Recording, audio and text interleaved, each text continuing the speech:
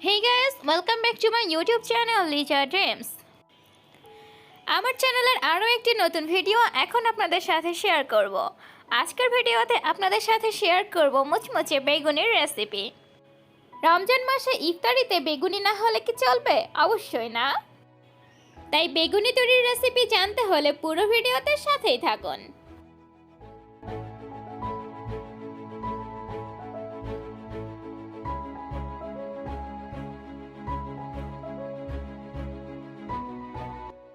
বেগুনি তৈরি করার জন্য এখানে আমি খুবই পাতলা পাতলা স্লাইস করে বেগুনগুলোকে কেটে নিয়েছি এবং সবার প্রথমেই সেই বেগুনের মধ্যে দিয়ে দিলাম সামান্য একটু লবণ।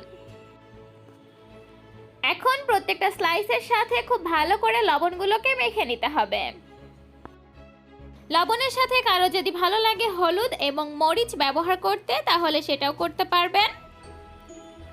প্রত্যেকটা স্লাইসের সাথে খুব ভালো করে লবণগুলো মেখে নেওয়ার পরে চলে যাচ্ছি বেগুনগুলোকে ভেজে নেওয়ার জন্য একটা ডো তৈরি করতে।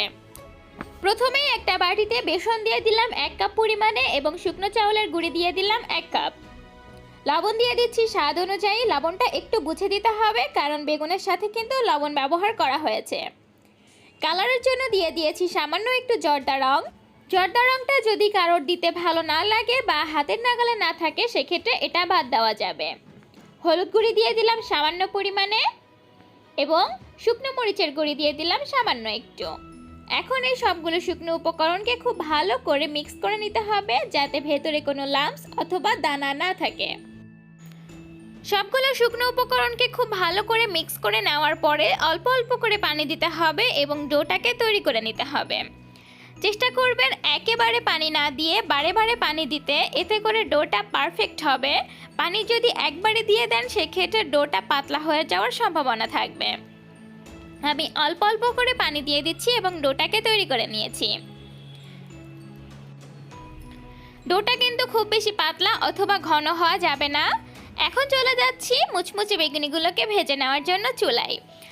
একটি পাত্রে প্রথমেই তেল গরম হতে দিয়েছি এবং তেলগুলো গরম হয়ে যাওয়ার পরে ব্যাটারের মধ্যে বেগুনের স্লাইসগুলোকে ডুবিয়ে নিয়ে দিয়ে দিচ্ছি তেলের মধ্যে।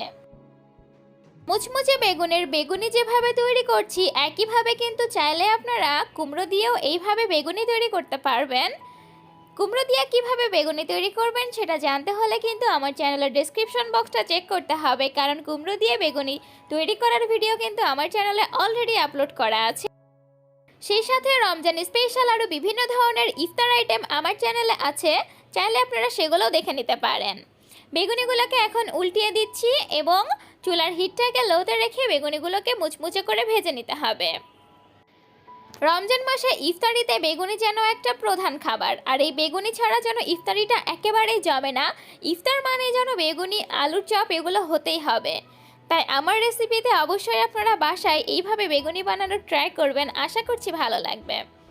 এই বেগুনিগুলো ভেজে নেওয়া হয়ে গেলে তুলে নিচ্ছি এবং দ্বিতীয় ব্যাচে বাকি বেগুনিগুলোকেও ভেজে নিচ্ছি। রোজার সময়ে ইফতারিতে যদি বেগুনি না হয় তাহলে কিন্তু ইফতারিটা একেবারেই অপূর্ণ থেকে যায়। তাই ইফতারিতে বেগুনি কিন্তু অবশ্যই চাই। বেগুনি না হলে কিন্তু ইফতারিটা একেবারেই হবে না। আর অনেক আপুরাই দেখি বিভিন্ন সময় কমপ্লেন করেন যে বেগুনি বানানোর পরে বা আলুর চপ পেঁয়াজু বানানোর পরে বেশিক্ষণ মুচমুচে থাকে না। তো আশা করছি আজকে আমি আপনাদের সাথে যেভাবে রেসিপিটা শেয়ার করেছি এইভাবে সেম পদ্ধতিতে যদি আপনারা বেগুনি তৈরি করতে পারেন তাহলে বানানোর পরে অনেকক্ষণ মুচমুচে থাকবে। দ্বিতীয় ব্যাচের এই বেগুনিগুলোকেও ভেজে নিয়ে তুলে নিয়েছি এবং সেই সাথে সবগুলো বেগুনি একসাথে পরিবেশন করে নিয়েছি। খুবই সহজভাবে এবং চটজলদি আপনাদের সাথে আজকে আমি মুচমুচে বেগুনির রেসিপিটা শেয়ার করার চেষ্টা করেছি।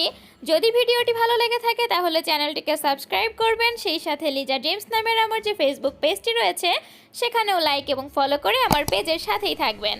দেখা হবে অন্য কোনো ভিডিওতে নতুন কোনো রেসিপি নিয়ে। সেই পর্যন্ত সবাই ভালো থাকবেন, সুস্থ থাকবেন।